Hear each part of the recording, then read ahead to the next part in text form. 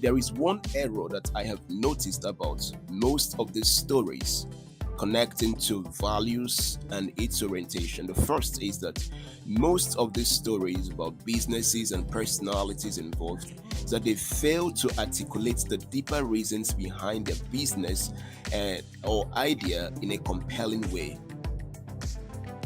I can guarantee you that in 500 years from now, those that will be living will laugh at the technology that we have today. That includes AI, that includes ChatGPT. They will laugh that these are the technology that we're having, but they will still have access to the same information. You know what they are going to do? They will take your story and translate it to their own level of technology. So your story is not lost. So I'm begging all of you, let's share our story, because it is the only evidence that we have ever existed. Now, to the conversation on whether or not people take action after hearing your story, I think that's very subjective to who's listening and who's taking something from your story. However, there's little tips and tricks that you would need for people to make that next step.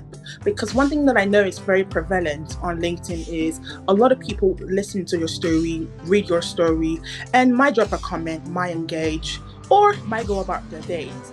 But if you want to make real change, real move, then there's certain elements that you would want to include in your story.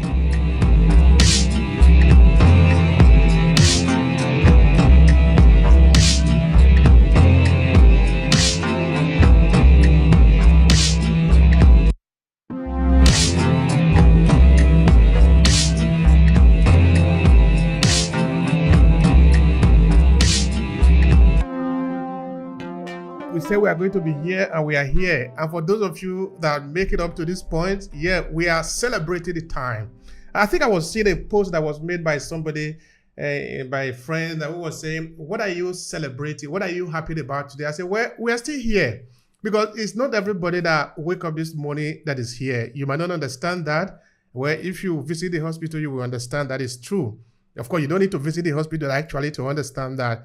That is life. We are fighting every day. We are fighting all the time to keep our position. Because when we are still here, we are raising our flag. And we don't take that lightly at all. We never need to take that for granted, because that is the possibility that we have to be able to shine again. Listen, you see, I created this event. I said, I'm going to speak today. We are going to have this room today. There is no guarantee that I will really be here talking to you now, because I am just like every other thing that is in this universe happening. Anything could have happened, you know. So for the fact that I am still here, that is something beautiful to celebrate, to appreciate, and to thank, of course, all of you that are here right now to share this moment with me. So I'm not taking it for granted. It's not because we are the most intelligent. It's not because we are the smartest. It's not because we are the richest. It's not because we are in a certain part of the world, like, okay, well, thank God I am in Europe. Thank God I'm in America. No, that is not the point. The point is that we just need to celebrate every moment that we have. It's another opportunity. I look at it like a second chance. I've been doing a research about the presence of Africans in northern Italy. That is where at a point I said, okay, let's put this story together. Then I wrote this 5-part book series, the Storytelling Mastering. Full time I will say thank you to Annie, because without Annie, I would not be here, because Annie was actually the one that told me to let's start this audio room. So these are reality. These are true. These are the backstory behind what I do. Now, there is no way I can just go to meet a business person without letting the person know the background of my story. Of course, I can still do that, but the risk I run is that I will not be able to connect to that individual, because that person doesn't know who I am, doesn't know where I'm coming from, what are my motivation, why am I doing what I'm doing. So being able to leverage the founder's story, letting the people understand why you do what you do, what are the reasons, is very important. It is not a waste of time now that Simon Sinek will title his work Start With Why, which is, why are you doing what you are doing? So if we want to be able to connect to our audience, which is why we are here and why we are always encouraging people to use storytelling in their business, then we must give the audience the opportunity to know our story. Where are we coming from? What is the reason behind doing what we are doing? Why are we doing that thing that we are doing? Because if we know how to do it well, what will happen now is that the people will raise us up literally and put us on their shoulder. They will take our mission as their mission. They will fight for us. They will defend us. Because we will not have the time to be able to talk to everybody. Have you heard of the term word of mouth marketing? It has been studied that is the most effective form of marketing, in that when somebody have bought something from you, the person consuming or experiencing in whichever form your product is, that individual go to tell another person, hey, I just have a good experience with that company, with that brand. That is selling. That is selling for you. You don't, now, how much do you need to pay somebody to do that? The price you need to pay to do that is to let the people know who you are and what you represent. Because by telling the people know who you are, you have unveiled the secret now, so that the people can know whether what you represent is something that they care about. If they care about it, then they will root for you. If they don't care about it, they will leave you. But don't worry. You don't have to worry that if somebody you thought were going to stand by you leave. They're supposed to leave because they are not your right audience. That is a good thing. But what if you never told them your story? They will not know. They will think that there is, they usually say, if we are good fit for each other in business. Now, maybe when you are approaching a prospect, you say, let's talk for 15 minutes. Let's talk for 30 minutes. After this, we will understand if we are good fit for each other. It is the right thing to do, because then you understand whether the person you are talking with is the right fit for you. If the person is the right fit for you, then you can do good business. Because business is not supposed to be forcing one on top of the other. The person that is giving the service should be satisfied of giving the service, and the person that is receiving should also be satisfied of receiving the service. That is a good business. We do that by letting the people know who we are, what we represent. This is not a solo episode. I'm just sort of talking so I sort of can cue all of you into what we are in for today. Anna, please go ahead and tell the people who you are and give your first take on how to leverage the founder stories in business. Please go ahead. Thank you so much, Mr. Obehi, for this wonderful opportunity. It's always a pleasure to be here and to be in the midst of such wonderful co-hosts. Like Annie, I thought Tanya was here for a while, but it's always a pleasure to be here. And thank you, everyone that has joined to listen to us today. We do not take it for granted. I cannot imagine how the event will go if it was just three of us speaking to ourselves. It will be rather interesting. So yes, you make the whole event also special, and we thank you for that. So if you are just listening to my voice for the first time, my name is Hannah Idachaba, aka Miss Moore. It's a new added name, but I'll get to that shortly. And so, who am I? So if you're just meeting me for the first time, I help female entrepreneurs build an elite standout personal brand here on LinkedIn.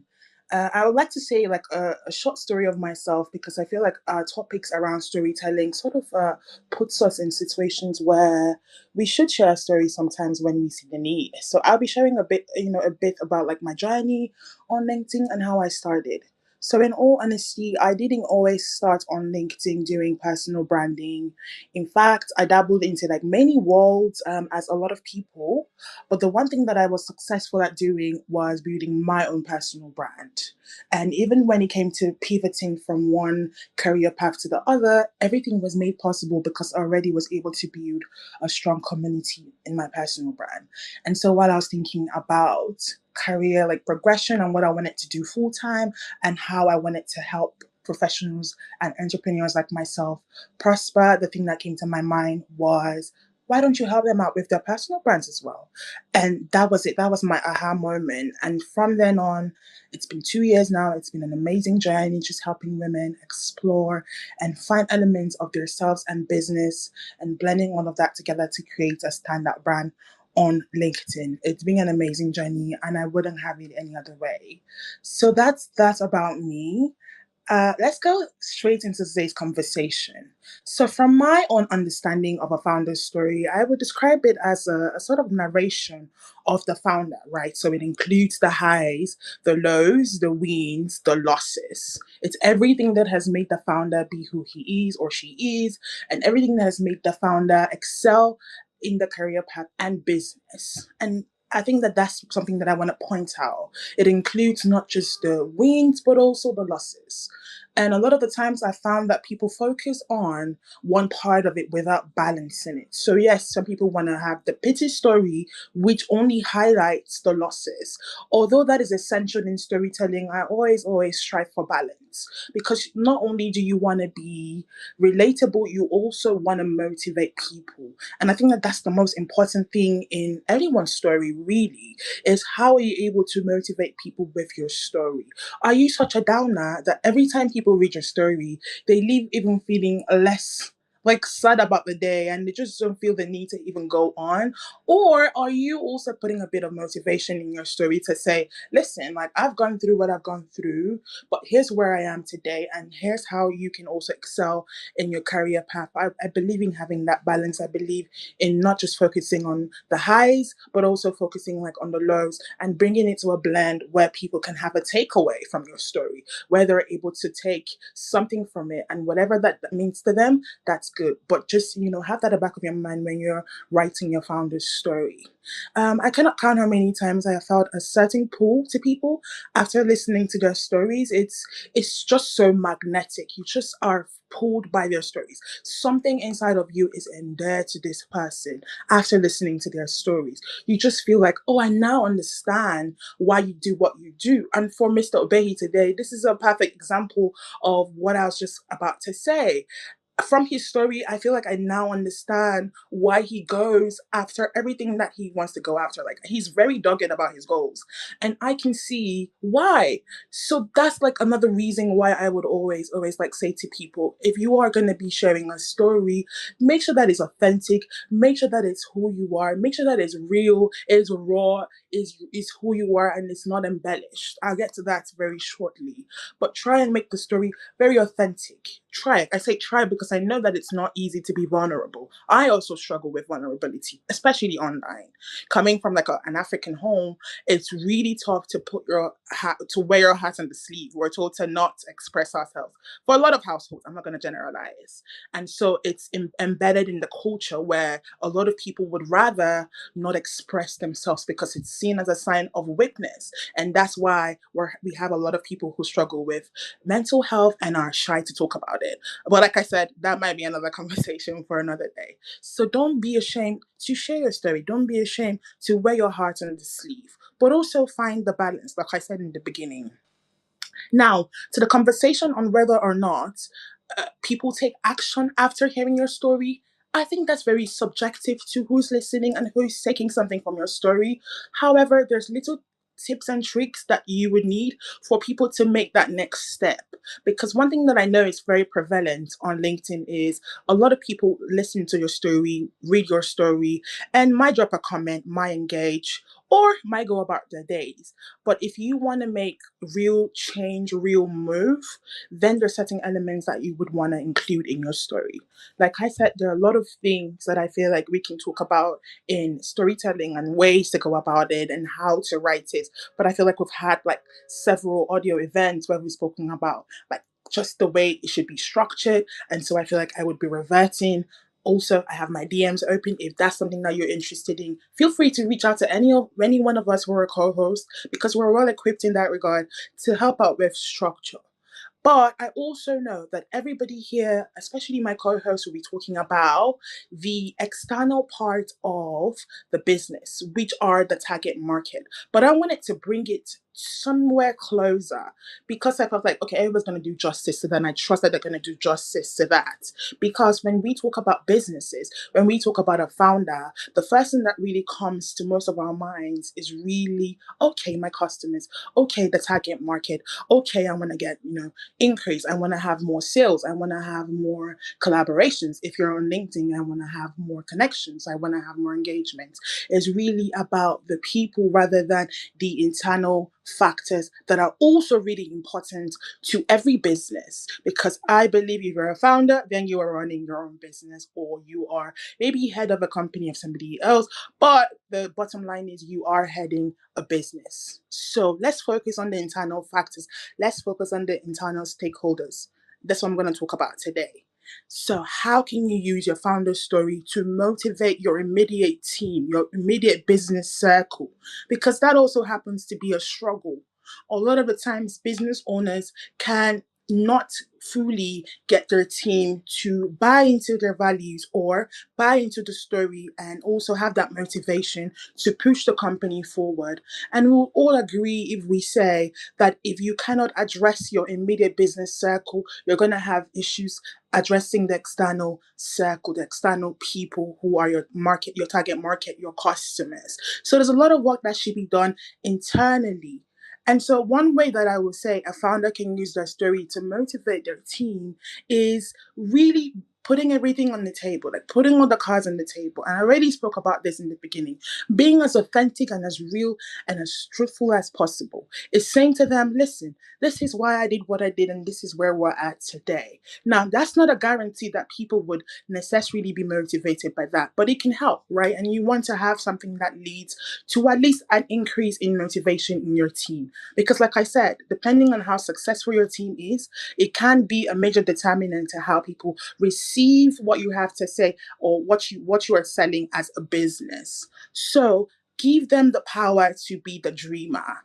Don't just say your story, but also equip your story's listeners. I'm speaking about your internal circle. Equip them with the voice and let them know that they also have the tool to not just, be listeners to your story, but also achievers. So you want to say to them, listen, I can also give you ideas of tools that I used, maybe courses that I took, maybe the people that I, spoke to. It might not be like the names, but just saying, look, these were the things that I did. This were the structures that I followed, and this is where I am. Where I am. This is what got me to where I am today. Is giving them the ability to see that their dreams can be achieved. So not just selling your story for the sake of, but also equipping them to say, listen, you can be where I am at, and this is how you can do that. Another way is to make them see the possibility in them achieving something for themselves, because everybody's goals are different. But when you equip your employees with the tools, when you make them know that it is possible, when you strip them of the impossibility and you're saying to them, it's very possible to dream, it's very possible to achieve your dreams, that would really motivate them to want to work. Many times I've met business owners who have teams whose only motivation is the pay. Where is the loyalty? Where is the quality of work? That cannot be influenced by just money. That comes from giving them not just the tools, but also making them see that it's possible to achieve all their dreams, and also positioning yourself as a business that is interested in your employees' growth. Another thing that I will say is that, like I said in the beginning, there is no guarantee that doing this would immediately make them be more effective or be more jolted up to want to work. However, it can increase the team's, just general spirit and general drive and push to want to achieve your business goals. Stories can be very effective if used well. I've just painted an example of how you can use your founder's story to motivate your internal circle, your internal business circle. Imagine what that can do for your external business. So I just wanted to touch on like the need for focusing on our internal stakeholders as much as our customers, because I believe, just like I said in the beginning, if you are able to figure that out and get that kicking, every other thing would flow easily. There would be a flow, there would be a structure, and then there would be employees who want to see your business win. I really, really hope that this is helping somebody out there listening to me.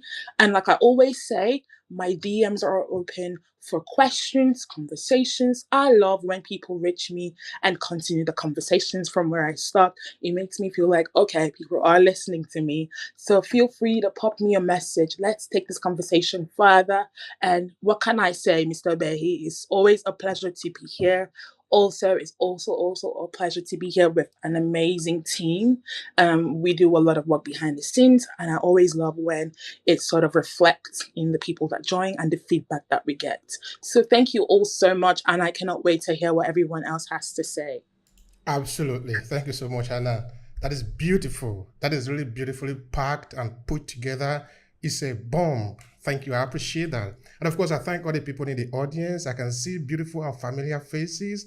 I see my sister Eloho, Yinka. I see Gloria. All these beautiful people. So thank you so much for joining us. We are so happy to have you all there. Irene, thank you so much. I see Joma. Of course, those I didn't mention, I'm not ignoring you at all. Not at all. It's just we are trying to make sure that we load this room with a lot of value today. So thank you so much. Of course, I'm coming back to you just now.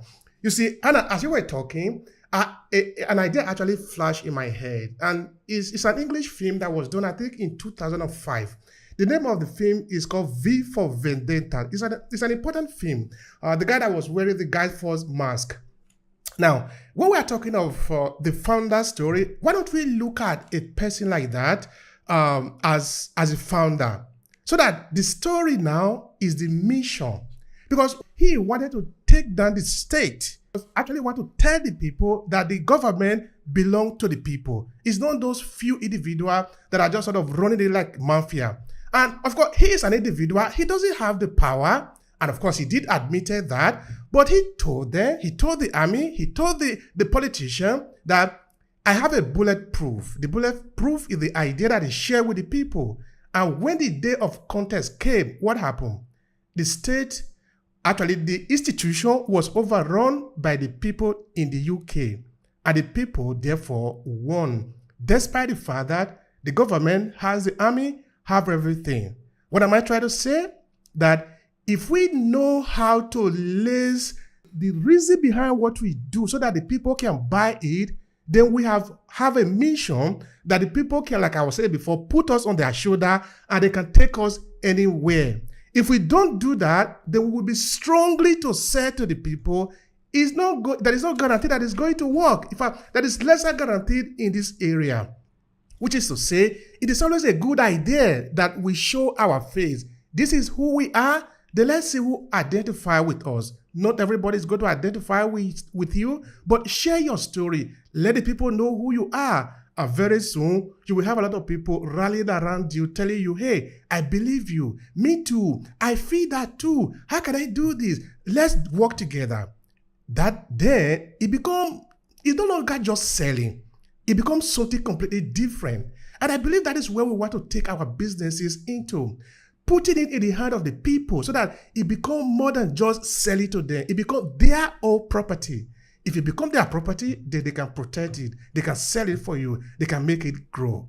You're far too kind. You're far too kind. But Obehi didn't mention all of you because he knows I'm always determined to do it myself. So Irene, we mentioned you, Closey, younger lady, where I see you, Jason, Obia. Welcome all of you. So Gloria, Dr. Marcia. I love that picture. I really do. So Dentist, Dr. Gwendolyn, I see all of you. Terence, Mian, Bernard, Mohammed, my good friend Joan. Glad you're here, an amazing coach.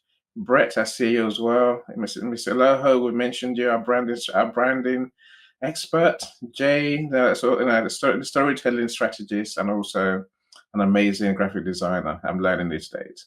Lydia, and if you want a background for your anything online, call Jay. Jay's done my Zoom background, he's done my YouTube banner, my LinkedIn banner. Literally, he's the one that does all. If I'm going to show up online, you know how all those things, all those backgrounds always distort when you move your head.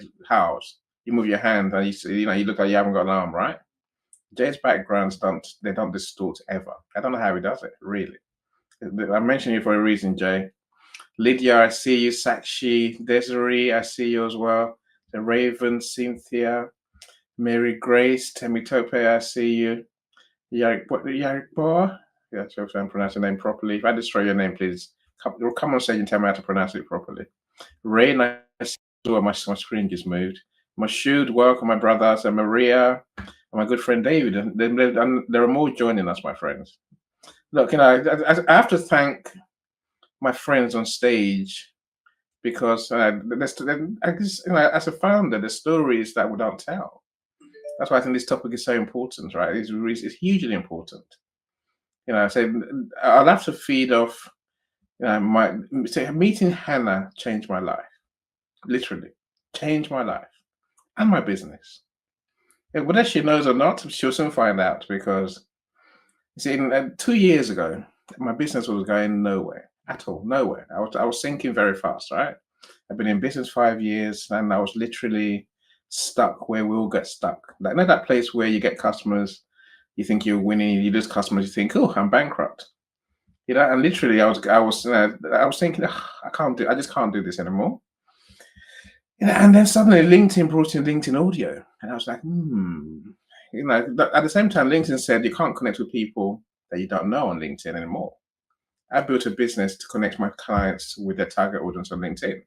Clients will come to me because I want to connect with these people in this area, in this industry. I'll connect them together.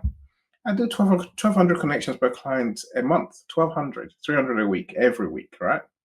And then if we can get 5 or 10 leads, five or 10 phone calls to my clients, if they can sell 2 or 3, everyone wins, right? Everyone really wins. They pay me, I'm happy. Then LinkedIn suddenly said, no, all you can do now, maximum 100 connections a week.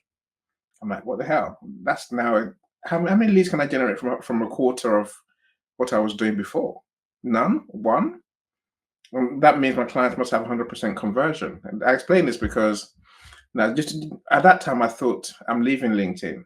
I'm going to have to change my business completely. What am I going to do now? Hannah's thinking, what's it talking about? But I tell you what I'm talking about, Hannah. So my solution was when I found that LinkedIn had this thing coming called LinkedIn Audio. I suddenly saw this vision how I could connect my clients with 50 people in a room at once, just like we're doing now. Rather than me doing one-to-one connection requests, if I just do audio rooms, fill the room to my clients with a target audience, guess what? They will do business inevitably. I saw it clear as day. See, Hannah, you're the one that I met, and I said to you, let's do an audio room. Hannah was like, yeah, okay, let's do it then. But I'm going to bring my friends into it. I'm going to bring 2 of my friends. Do you remember Hannah? Donna and London? So we talked. It didn't quite work out amongst all of us because you have to have a schedule, consistency, a program to audio rooms. But so Hannah introduced me to our friend Donna, and me and Donna have done a room every day and every week since those days, right? I built a business now. I'm known on LinkedIn. I get clients every day, and it's all thanks to that relationship with Hannah. You see, I'll go back a little bit and say part of this is that health story that Obehi just told. Now, mine is a COVID story. COVID literally freaked me out completely. Because that's when I realized, almost like you, Obehi, I could just die tomorrow. I really could just die of COVID tomorrow. No one would know. No one would care. The world would have said, did any really live? We don't know. What did he do? Maybe nothing. Maybe something. And I thought, my life must change. I must create something. I must help the world. I must do something different, leave a legacy. That's how I got to where I am today. I tell you all this because these are my founder stories.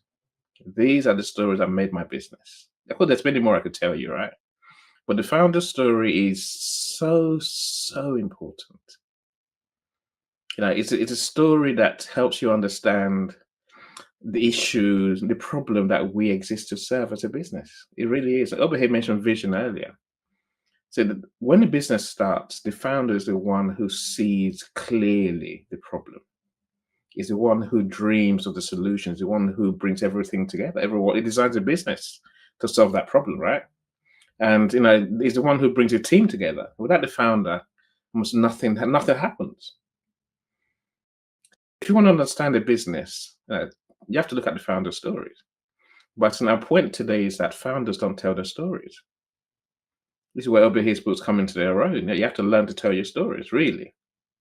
So no one sees what we do as founders. No one sees Hannah mentioned the hardships we go through. Of course, we really do. We really, really do. No one sees the days when you think, I'm done. The world's beating me. And then you have to flip that on his head and say, you know what? I'm not done. I have a better solution. And you find the answer. See, those moments come when no one's looking, at night, on the long days that you're working by yourself, struggling along. We must learn to document these stories. I mean it sincerely. We must document them. Yes, I spent my weekend on one of my clients' books. See, I've been doing this client's book, and I do book publishing. I guess, and I'm about to tell you what I'm here. If you want to write your book or publish your book, I can definitely help you with that. So we're doing this client's book. We're on version 5, Obehi. Version 5. Version 4, version 1 and 2 were ridiculously bad. 3 and 4 were closer. But so the fifth one, the fourth one, they're like, it's not quite close enough. Are you sure you can do this? This was a phone call on Saturday. I'm like, I've got this. Don't worry, relax. I'll get you the perfect book you want. I promise you. Oh, my wife is ill. She's actually no. I'm saying, look, please calm down. Trust me. I'll get this done. Right? I'll give you the perfect book. Tomorrow on Sunday. Is what I was saying to them. Right? Obehi, I had to work until last night to deliver. I had to work all the way through. No sleep. It's working because I knew what I had to do. See, today, the first time I got up this morning, I looked at WhatsApp and I took to my customer. She goes, "Look, the book looks amazing." I'm saying, "I know. I promise you I'll deliver, right?" And here it is. Now, I found the answer. I knew what the answer was. The answer was basically use a different program to design the book. Again, I say this because, my friends, no one sees this part of my life, right? No one sees what we do as founders. Unless you tell them, they won't care about your business because they don't know how much you care about them. When you tell them your real stories, they get it. As Hannah says, it's not just for your customers. Your employees will get it too. They must. Otherwise, as soon as you start growing as a business, your business will lose its identity. I mean, we see this every day. I don't know if any of you have heard of a body shop, right? It recently went bankrupt.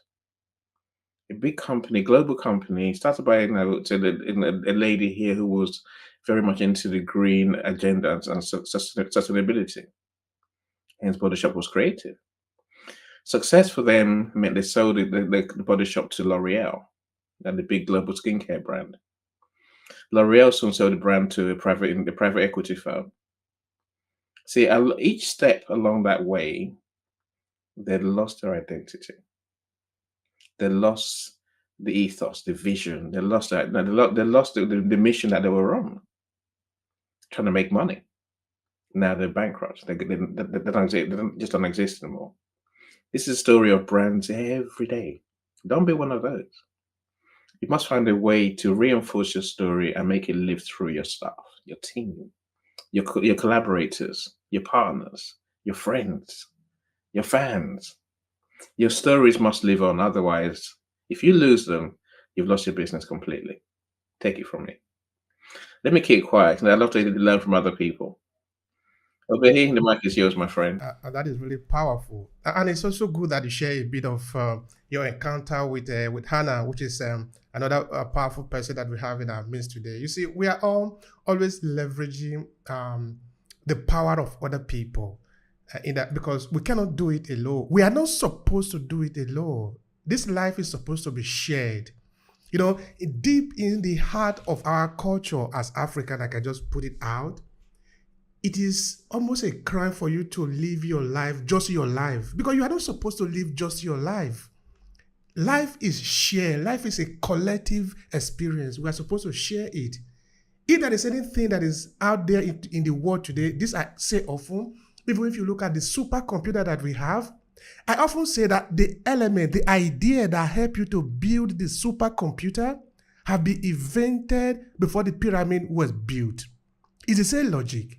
It basically means we are always improving on other ideas that have been there. So who are these founders? You are talking of these founders, Annie. If we don't tell our story, what we risk is that we will just disappear. It's not a good thing, particularly within the area of business. So we need to encourage ourselves to sing our songs sometime. It is not a shame. It's not something that we should Sort of feel, oh no, maybe I'm over celebrating myself. No, you need to celebrate yourself. It's a good thing. Tell the people where you are coming from. What have you done?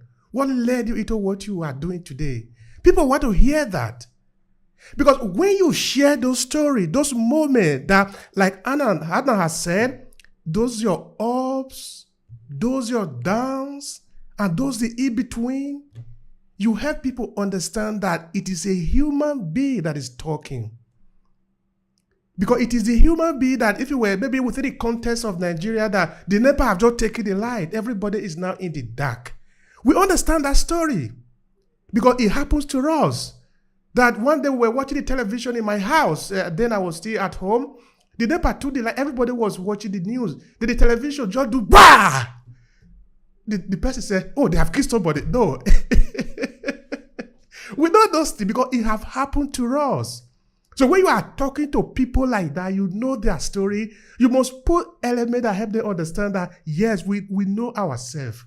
So when you share your founder story, you help another person to understand that he or she can also find something. Because why? He look at your story. You are like him or her.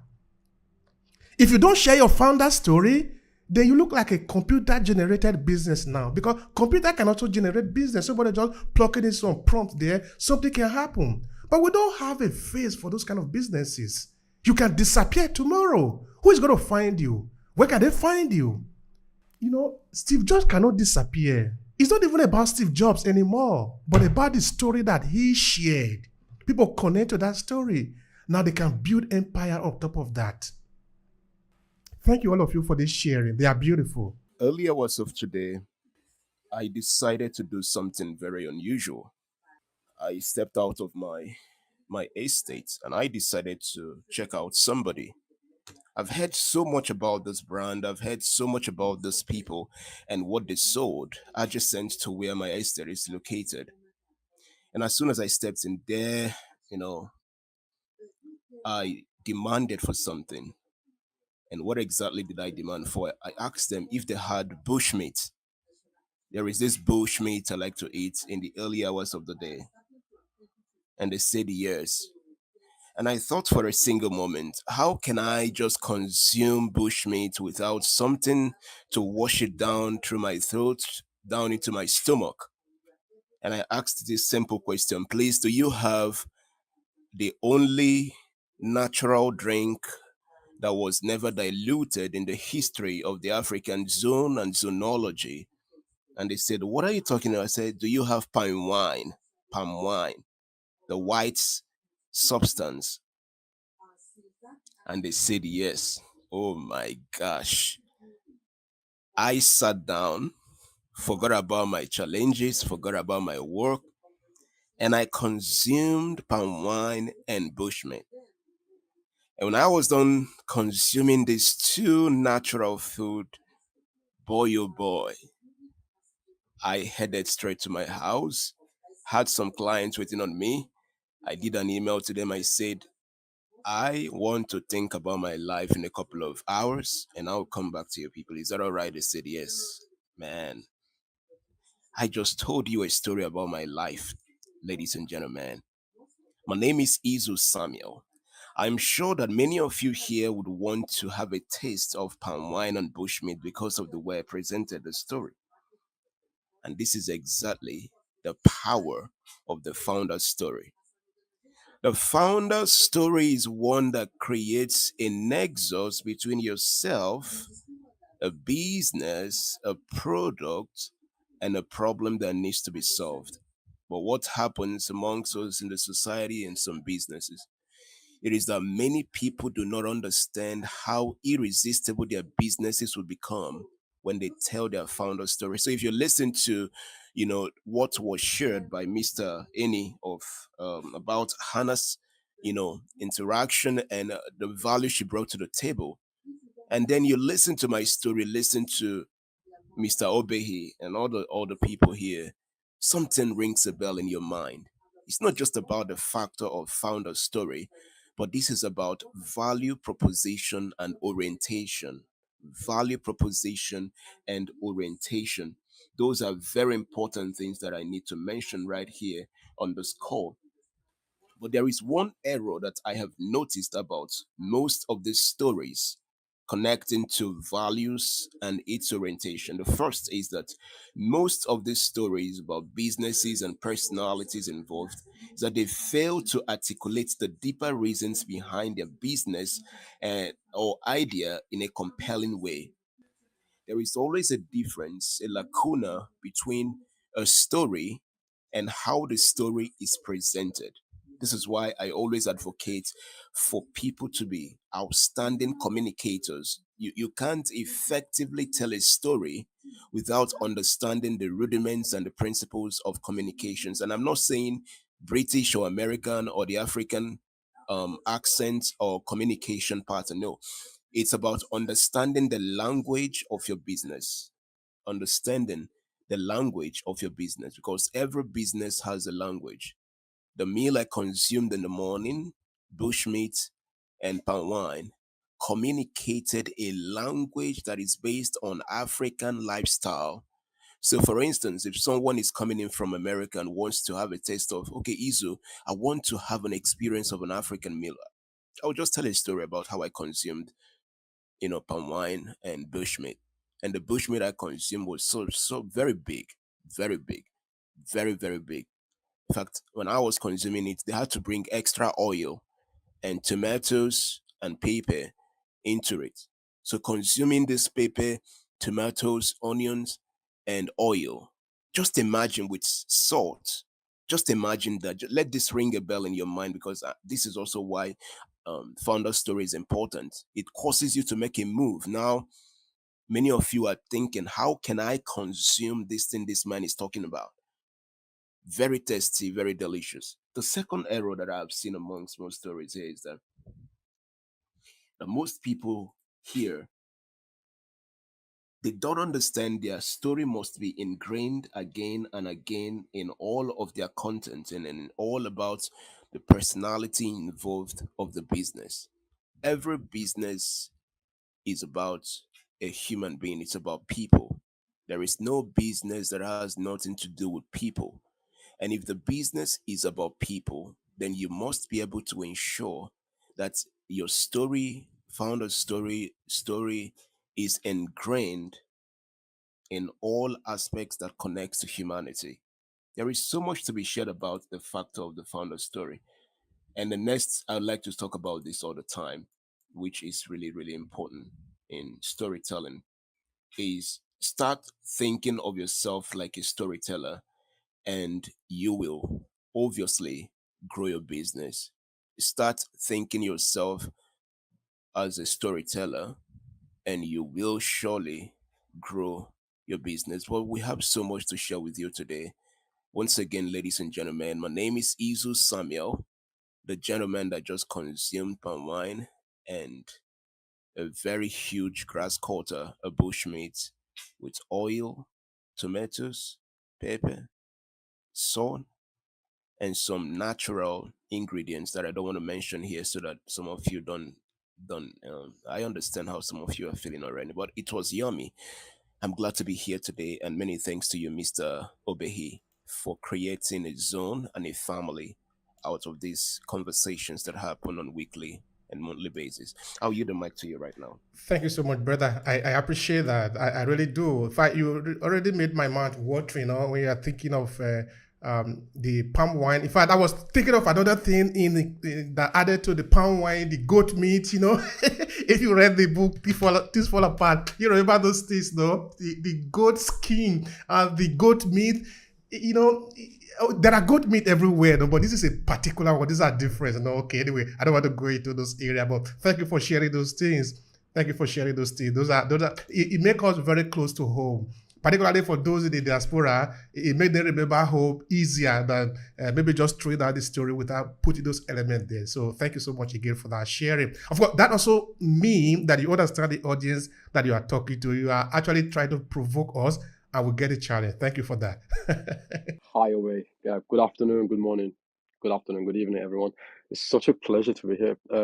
My name is Cyrus, and I'm a brand creator, and I've been doing it for a while because I really, really enjoy it.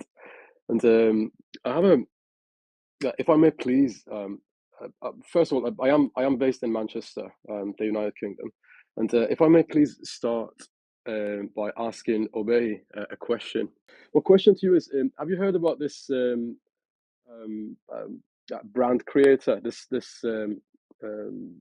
founder who would refuse to share his story for 10 years, and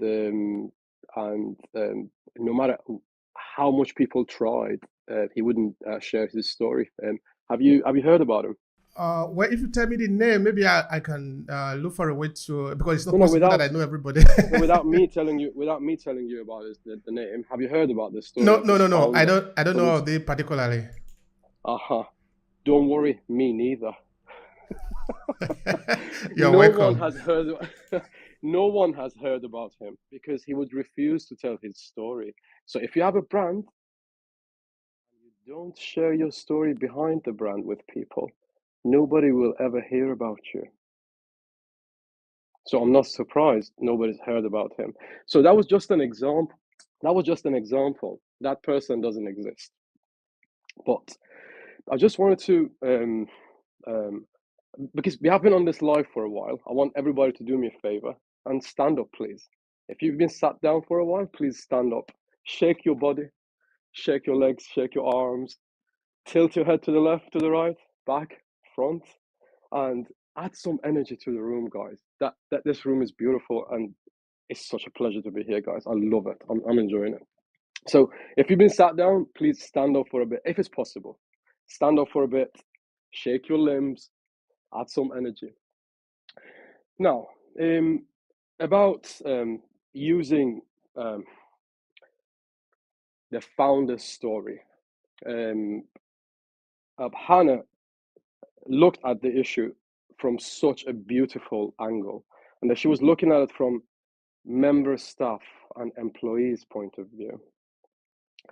I'm going to open the scope up a little bit and look at it from brand user and brand consumers' point of view a little bit. And by the way, thank you, a massive thank you to everybody who taught me stuff up to this moment. Your stories and your point of view inspired me. Thank you. So I'm going to start with my own brand. I create brands and I develop them. And I started in 2019, and it was my birthday, and it was in June. Many people do the New Year's resolution. I do birthday resolutions. And so I decided to create a brand called When Did You Know? When So the brand name was so expensive, and I couldn't afford it.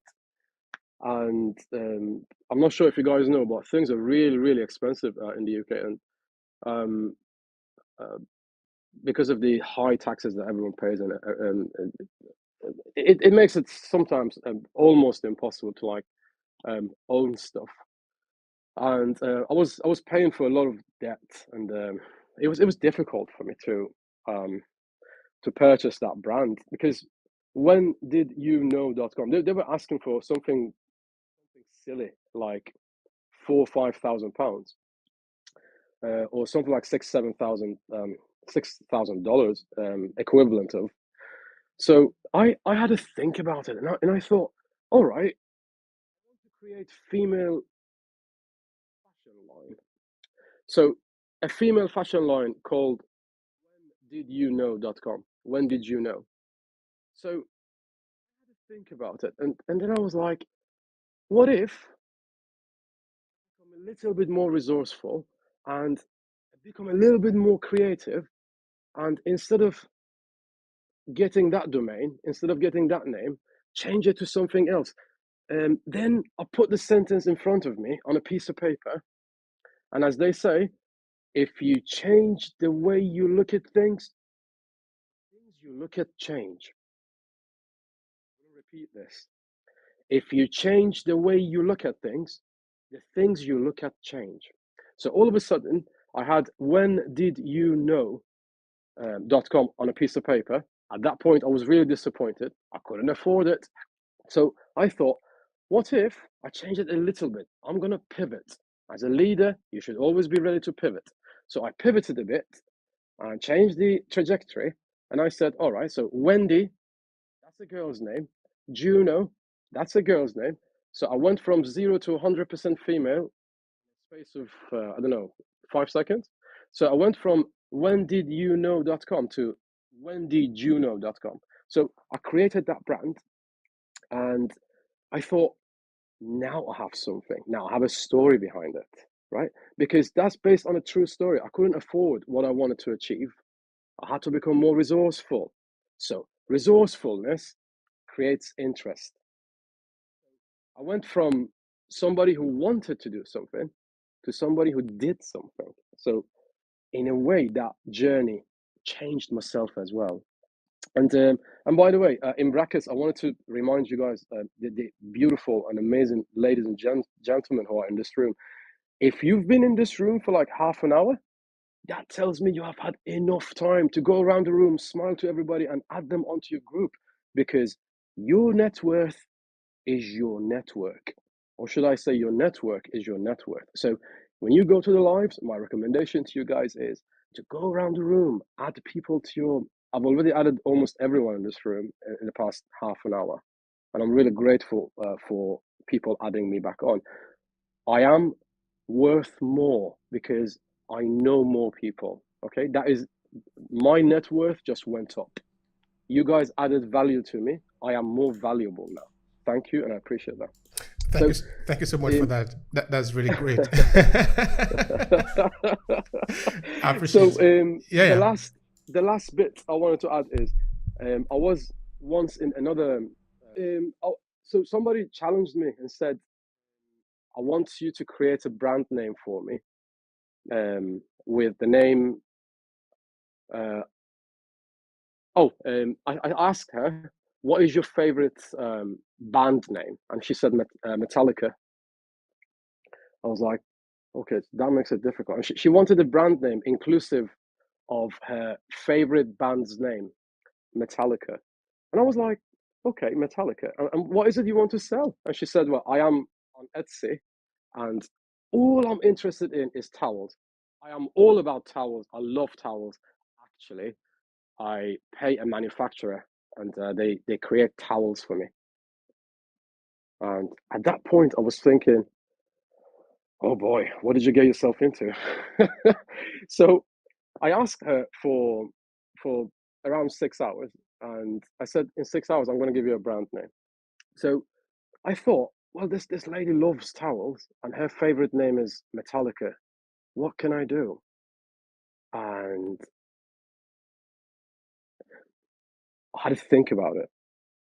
And when you think about things, you get the results you want. You have to focus on it, and you will get the results. Then I came up with the brand Metallica. There is the name towel in it, and there is the name Metallica in it. So towels plus Metallica equals Metallica. So you've got to be resourceful, and that brand has achieved a little bit of success there as well, even though it's been around for a short while. So let's not forget, if you don't tell your story, people will not be able to connect to it. Okay, so these days, people's attention span is around 8 seconds. If you want people to remember you, tell them a story. And before I finish, I'm going to recommend a book to you guys as well. There is this book that I read and really was helpful. It's Donald Miller's book called Building a Story Brand. Building a Story Brand by Donald Miller. And guys, thank you for listening. I love you all. And please keep teaching me stuff. Thank you. All right. Thank you so much. We appreciate that. So check out the book that Cyrus have recommended. We appreciate your contribution also. There's a free version, a free ebook version on YouTube. Donald Miller's, Building a Brand. I read it myself, so I know it's there. All right. And it testified to that. Thank you, Annie. All right. So now we move to dentist. That is the name. Dentist I Fortune. All right. It's your turn. Please share with us and please be brief so that other people can also talk so that we can pass it around. Thank you. Hello, I'll just be brief. Thank you for having me. I'll just be very, very brief because I have a patient coming in about 2 minutes. I'm a mentor, a poet. So one day I went to work. I did not feel valued in spite of numerous appraisals. I was never promoted. I became very frustrated. And what did I do? I did a research and wrote a book on how to transform from tired, exhausted, drained to happy, empowered, fulfilled. My message to the world is that if you are in a toxic working environment, please get out and do something with your life. Follow your passion. At times in life, we love our jobs so much and we are not loved back and we get wasted. My philosophy is to make a difference in the world that is makes a ripple effect and inspire the next generation. Thank you. Thank you so much for that. That is a good advice. In fact, that is a great advice because it happened like all the time. It happened all the time that we're in an environment where you are not gaining in energy. Even if we were to look at maybe in workplace, which is where most of us should start from, except maybe, of course, your parents have a lot of money that they are going to give to you to start your business, because I'm looking at people who want to start their business. You are going to work in a place. If the place, because you are gaining money, but the most important thing that you are supposed to gain in your workplace is your experience, your skill. If maybe, for example, your, of course, skill now also includes the environment that you are living in. If the environment is not allowing you to acquire the right knowledge to help you advance in life, I think I support what Fortune is saying. Maybe you need to change it because you can get work anywhere. Like I often would do in the course of my stay here in Europe. I will get any job as long as it allows me to do what I have to do. What I have to do is not for the work, is for me to build myself. Because myself is what I want to build, not the work. In the work that I do, anybody can do that work, but nobody can do me. I am me. I am the only me. So I am the one that I want to do. If I do a work that doesn't allow me to do myself, then I need to shift from there to another work that will help me move into the direction that I'm going. And I think somebody that was also making reference to this was Walter Wallace in his book, The Science of Getting Rich. He was saying that if you are in an environment that is not helping you to advance into where you want to go, change it. Because the work is not supposed to kill you. Anyway, that is just by the way. I want to thank all of you for the sharing. These are really very valuable and highly, highly appreciated conversation. All right, now, I have a question for Hannah. The question, it goes like this, because we are talking about how to leverage the founder stories in your business. Okay, somebody have heard that. But somebody could say, well, I don't know, I don't have a story. I don't have a story to leverage. So, Anna, I want you to speak to a beginner who believe that he or she does not have a founder story to share.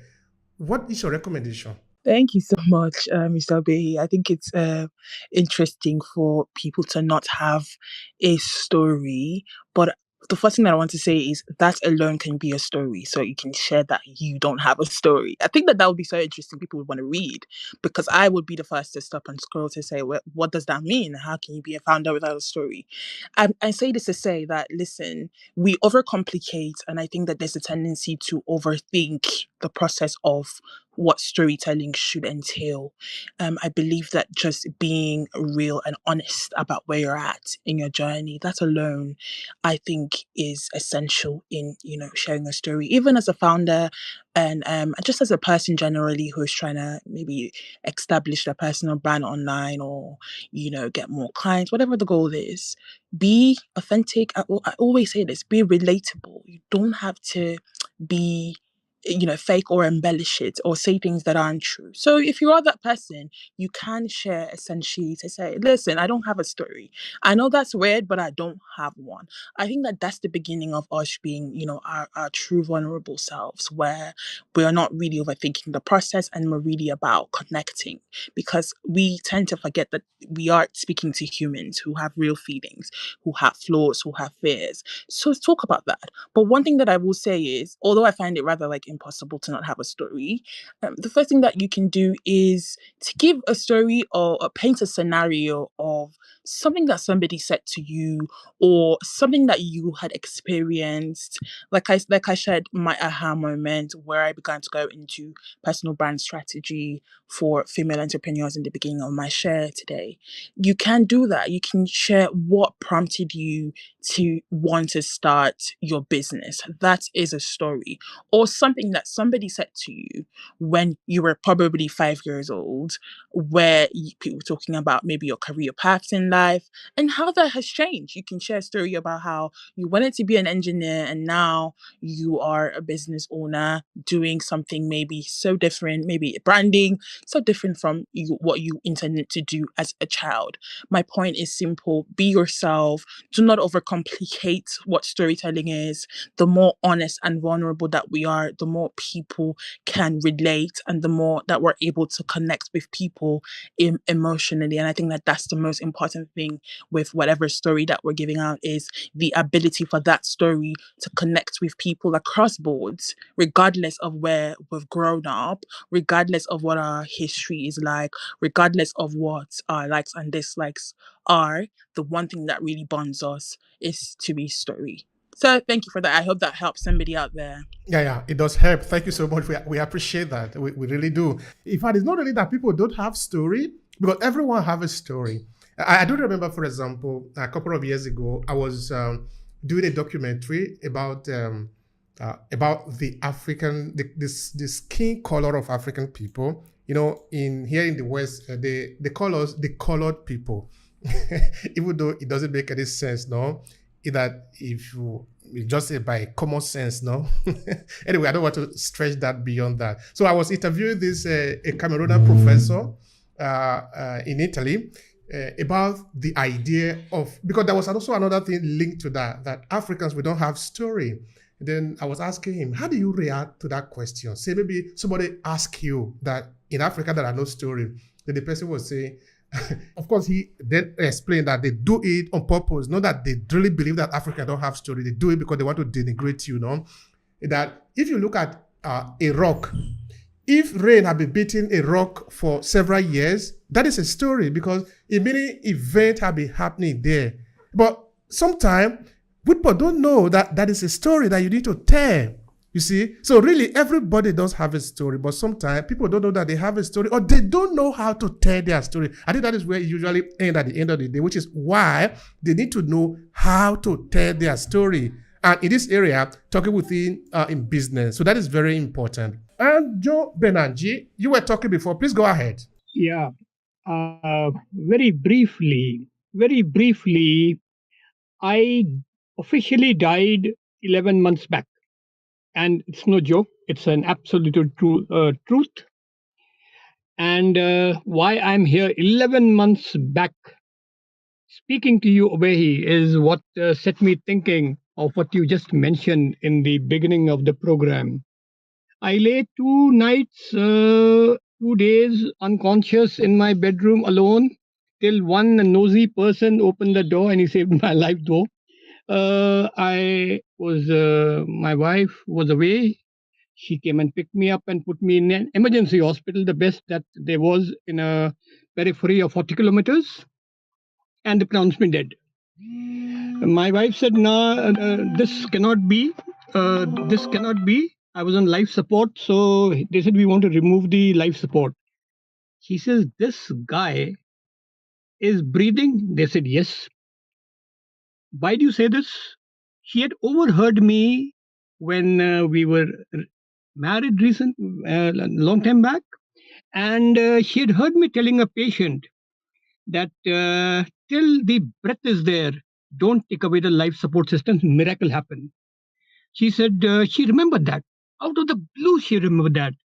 And they said, in case you want him to be on the life system, it's going to cost you 10 times more in some other hospital. She said, go ahead. So they took me there. I was not injected for COVID. I had no inoculation, nothing. Anyway, they said they had the bonds and everything else, that he's kaput as it is. Fair enough. But we won't remove within 48 hours, Obehi, Would you believe it? Would they believe it? I was up. I was not up, but I was off the life support system. And today, after I recuperated and came back for my work 3 months later, I have a donation box where every patient I see around, apart from my work, around 200, 300, they have to deposit $1 in that box. And every day that what I earn, and decent, 10% of that goes in there. It is no NGO, it is nothing. And all those hospital doctors, my colleagues, put in 1%, not 10%, 1% of their daily earning into that box. And today, I would like to tell you that this has been an innovation. It saved my life. And I'm here. They had told my wife he's going to be a vegetable even if he lives. Right now, for dinner, I'm having chicken and some vegetable broth. What nonsense. Okay. How I got this was also a very strange thing. I developed something called meningitis while I was leading the Indian cricket team, schoolboys team to England. We were hammered, but we had no protective gear. And I took a lot of blows on my body. One of those clots went up the brain after donkey years, and I developed a severe condition where survival rate is not more than 2 or 3%, and I made it to speak to you another day. And lastly, how I leverage the retired story in my business. I joined a multinational, an American multinational. They paid me handsomely. They shared their spoils as a bonus with everybody. So did I.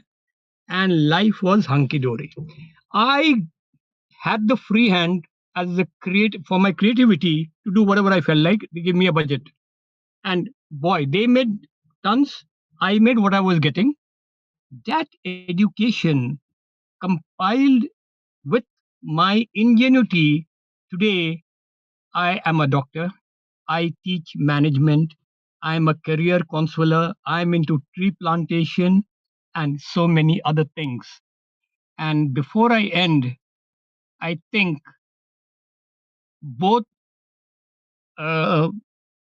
any should be grateful, and they are grateful to be blessed by Hana. Obehi via any to Hana for where we are today, and any primarily, had it not been for you, I said in so many, many rooms, had it not been for you, I wouldn't have been today being invited to be in podcasts and as a co-host and XYZ. Heartiest, uh, heartful thanks and wonderful. I liked what Cyrus said. I really enjoyed what the gentleman said. How true, how true. And Wendy Juno, that's a super one. So, best wishes. Thank you very much. Thank you so much for that, Arjun. We appreciate also that your founder part of the story. That is great. It tells us of where we are coming from, the motivation behind what we are doing, and of course the people that we meet in the journey. All these are going to be very important because it helps also people to connect with us and motivate them to do the same thing too. Because they are human beings. If you can do it, another person can also do it.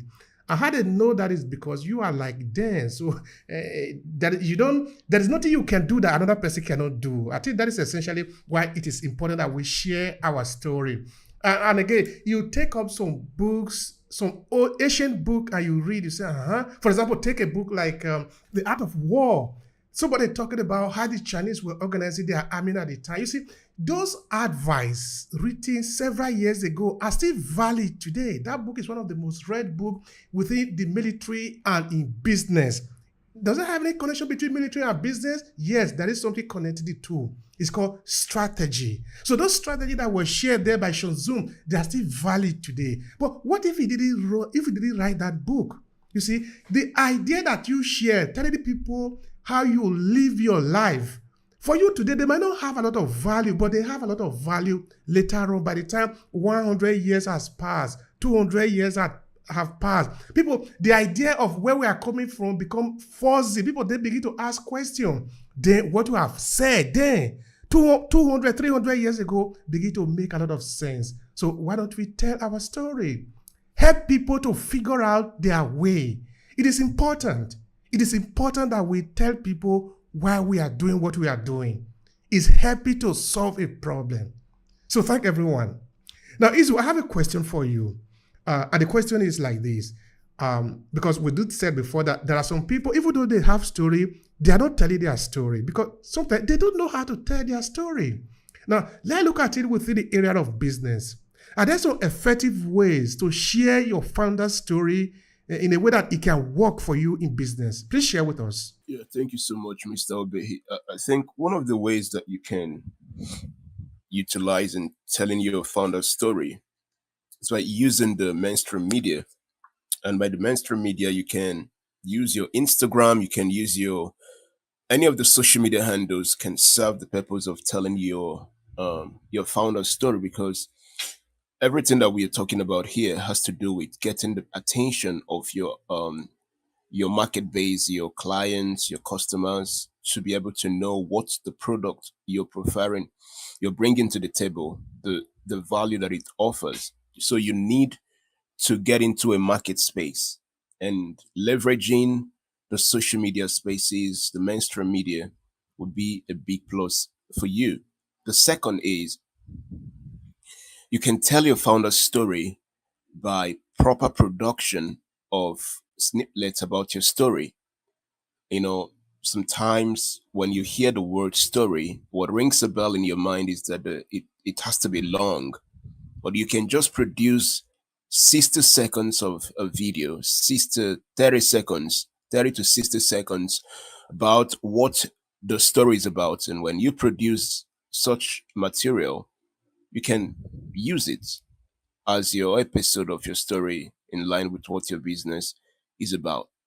And the next one that also works like magic is engaging in some strategic interviews, leveraging some platforms. For example, is this LinkedIn.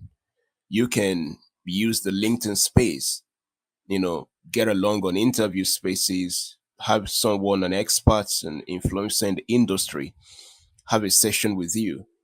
And in the course of the process, you can tell the story about what your business brings to the table. And the final one, I would say, for someone who wants to really tell the story about what their business offers, you might want to employ word for mouth strategy. And they call it the evangelism strategy. And what that means is yourself, when you have interaction with anybody, 60 to 80% of your conversation should be on the basis of what your story should be about, the business, your founder's story business, about your business and the story that backs it up.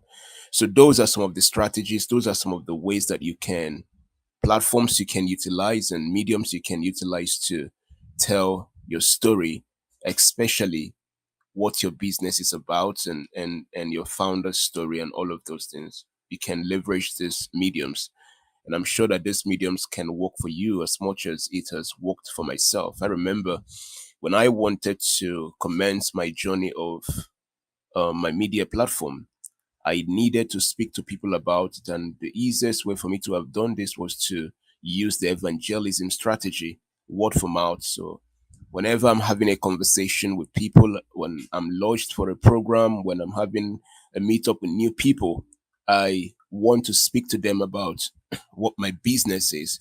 And I do that in a way that I leverage stories to convey the ideas and the solutions my business is bringing to the table. And the next move I made was that I had to reach out to a media platform, one of the leading television stations, leveraging my work as an investigative journalist with the Al Jazeera, to speak to that media platform for them to consider giving me a slot of interview. So one of the correspondents had to agree, said, you're going to be coming here twice every month. And within these times, you can, in a way, tell the story of what your business is about and of who you are. So that medium, I was able to reach thousands and a good number of people who in turn came back to really know how best they can either patronize my business or come into a partnership with me to run the business. But the idea here, ladies and gentlemen, is that you must be seen for your story to be heard. You must be seen for your story to be heard. Many times we tell fantastic stories within spaces that nobody gets to know what those stories about. So you need to be able to, sometimes you might want to employ controversies, and those controversies will put traffic, and with those traffics they can get to know, read up about you, know what your business is about. But the point is this, ladies and gentlemen, your business story, your founder story, or your story can only make a meaning when people have access to it. And the best way for people to have access to it is by getting out of the box and leveraging some strategic platforms where you can have access to as many people as possible to listen to your story and also come in contact with who you are and what you're about. Back to you, Mr. Obe.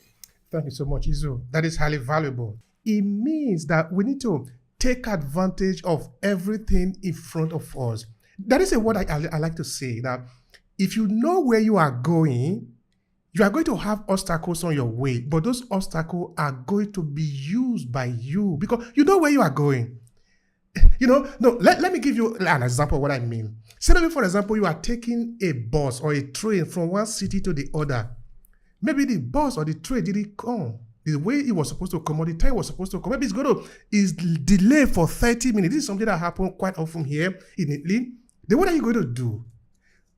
The place you are walking, where you are standing, are there people there? What if you could start a conversation? What is because of the bus delay or the train delay, you enter into a conversation and the person you are talking to happen to know that you are actually in business of helping people. That might be a new client, you never know. That is better than swearing. That, maybe you are going to be swearing for the company and all of that. So our story can be told in everywhere. Do you know, sometimes I see people that are in business, but you never know that they are in business because they don't talk about it. Now, if you don't talk about it, how am I supposed to know that you are in business?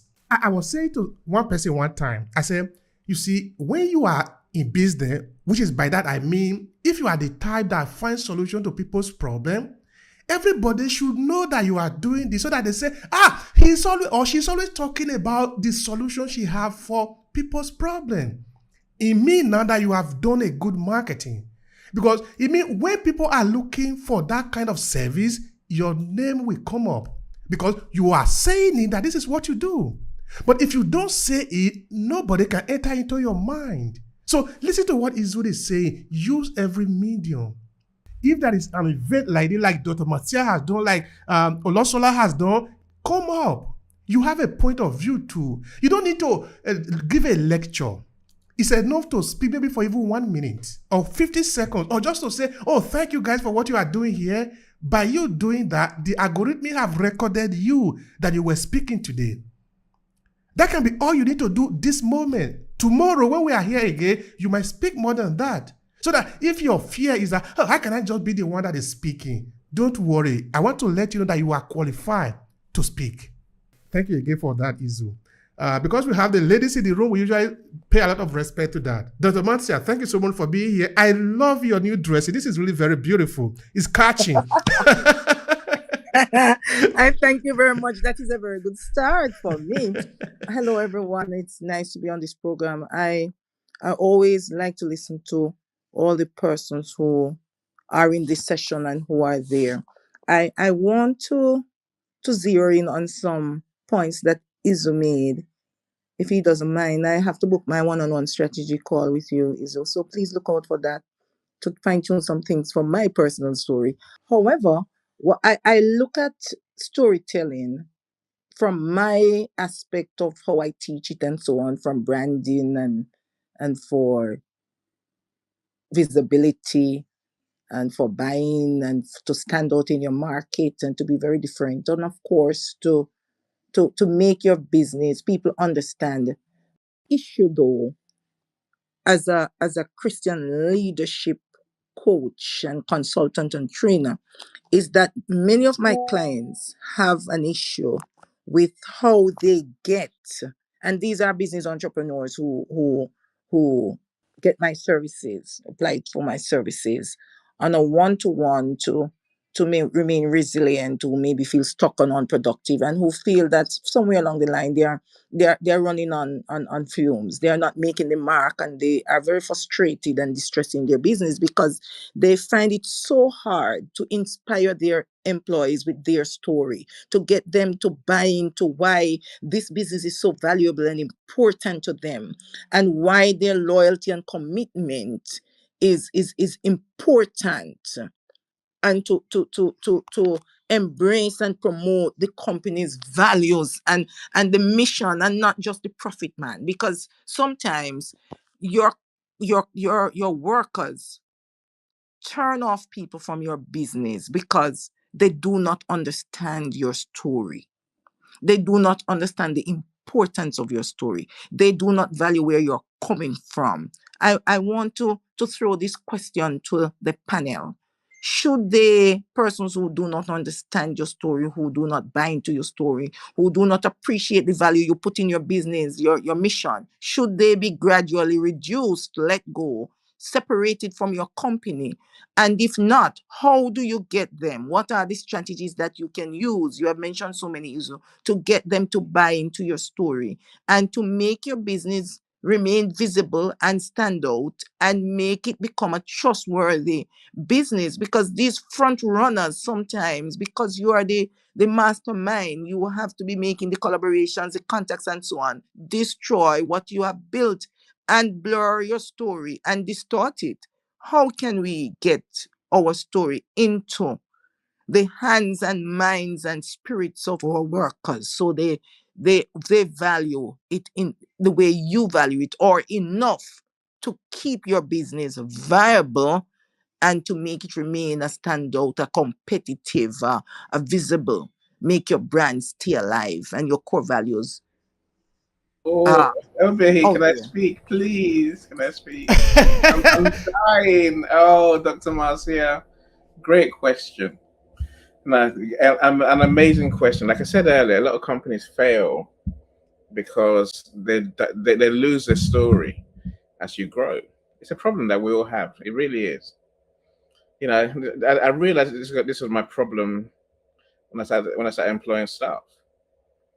Yeah, I won't talk too long. You know, so I guess, look, we started business for a reason, right? We all do. You know, we're passionate about a problem we want to solve. Unless our staff buy into it, as you're saying, Dr. Marcia, we are done. Literally, what eventually we'll lose ourselves, we'll lose our business. Now, the way that I chose to make sure my staff understand that the way I still do today, make sure my staff understand the mission, and because everyone must sing the same, everyone must tell the same stories, right? Everyone must have the same values. They must believe that, you know, if you say, you know, your customers above all in everything you do, everyone must live it. It can't be I live it, but my staff say, just pay us, pay us, pay us, pay us. It can't be like that. Your staff must truly be almost like a mini you, a mini me, literally, with everyone they meet. Now, they must understand how I do what I do, how we do what we do, who we are. That's what your stories really convey, right? You know, and I like how you say, you know, it's built into your mission, really, because that's where it's at. You know, I said for my team, Dr. Marcia, simple answer that I'm going to give you today is that when I have team meetings, I don't do them with the way other people do them. You know, I'm not of course, I don't like team meetings. You know, 2 hours of wasting time talking about problems and other things just bore me. They totally bore me. See, every Monday, my team will have a 20-minute team meeting. 20 minutes, maybe half an hour maximum. Now, literally, in that 20 minutes, when I talk about one thing, Dr. Marcia, our mission, our mission statement, my mission statement, every week. That's what we're doing team meeting. That's what we talk about. So you can't miss my mission. If you work for me, you have to, you understand. Believe me, by the third week, you'll understand it. So you can probably say it before I say it. I reinforce this every week without fail. That's what we talk about. That's how you reinforce your mission. Of course, we can add other things like looking at your staff performance based on working towards those your mission statements. Unless you put something in to measure performance against your values, your key principles. You don't know if it's working, but unless you tell them over and over and over and over and over, they'll never learn. They'll never know. They can easily say, "Oh, I didn't really get it." So they say, "The way I do it, my staff get it," and then they end up being a mini me, literally. I'll keep quiet. I'll let someone else have a go. Thank you so much for that. That is really important. It's important because we're talking of bringing the culture into it now, because when we do things on a repeated mode, it becomes part of us. I believe the mission that we have should be shared by the people that are working with us, so that everybody is inside the same train, or inside the same bus, or inside the same car, whatever is your moving vehicle. Everybody is inside and you are going to the same direction. Because if that is not the way it is, then it's not going to work. It's just not going to work. So, but I think this is also the responsibility of the founder. That is why his story is important, because if the founder shares his or her story to the team, this doesn't have to be forced. Because like I was saying before, we share the story not because we want to force people to believe in us. It helps us to filter out those who are not going to the same direction with us. I'm going to Manchester, so I'm looking for a train that is going to Manchester. If I see a train that is going to another direction, I am not going to enter. I'm not getting on that train. So I think our train is our mission. The people that are working with us should voluntarily agree that they believe in us, not by force. They should voluntarily believe that they are on the same mission with us. And this also should mean the same for our client, the people that we are serving. Because if not, it looks like we are doing mouth service. If I say that this is what this is who I am, this is what I represent, you should do something with me because you believe in what I believe. This is why the marketing should become easier for us. There are some people, for example, that says product that might not necessarily be in line with what you believe. I don't know. They could be in the area of faith, of sexuality, of culture. If that is not in line with you, don't go there, because it means that you will be on the superficial level. But I love to go deep. Let's go deep on that, because I really believe it. So when we share our story with our team, we don't need to force them, but we need to look for a way to, in a very subtle way, like ask them, do you really believe in what we are doing here? Because if they don't, they're not supposed to be there. Otherwise, they are going to ruin the mission. Yeah, thank you so much for the opportunity. So I've been taking more notes than a university student, to be honest.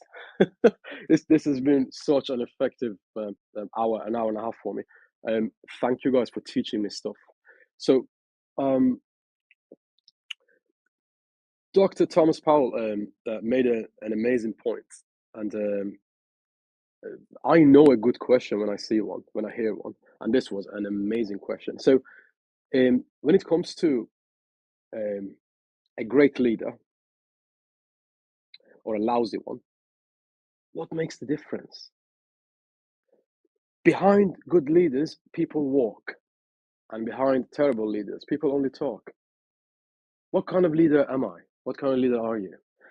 Because at the end of the day, they can be respectful in your face, but they can ignore what you've been asking them in your back. What should you do? Because you want a mini me, just like Obehi mentioned, just like Annie mentioned. We want a mini me in our absence, because in your presence, everyone's respectful, everyone's working hard, right? So what is it that you need to do? What is it that I need to do to make sure my member staff, my teammates,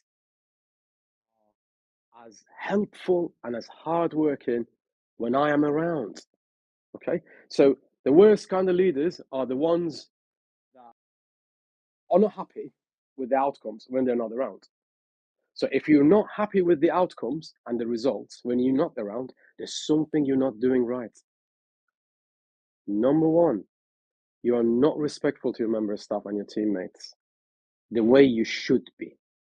Okay, so sometimes we're not getting the results, we're not getting the best customers, or we're not providing the customers with the best service because we simply annoy our teammates. We are simply annoying our member staff. Of course, what do you think is going to happen later? They're gonna transfer that feeling onto your customers. So ask yourself, what kind of feeling would you like your member staff to transfer to your customers? Give them that feeling. If you're not respecting them, they won't respect your customers. If you are nice to them, they will be nice to your customers. Richard Branson is one of the major leaders in the UK industry.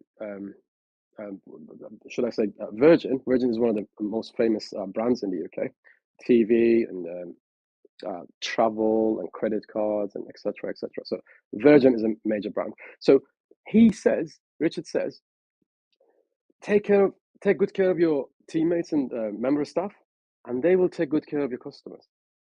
So that's the first thing. And if you don't do this, let me be clear about this. If you don't do this, there's going to be a difference between what you want and what you get. That is my only concern. Otherwise, who cares? Do what you want. Treat them how you like. Remember, there are consequences.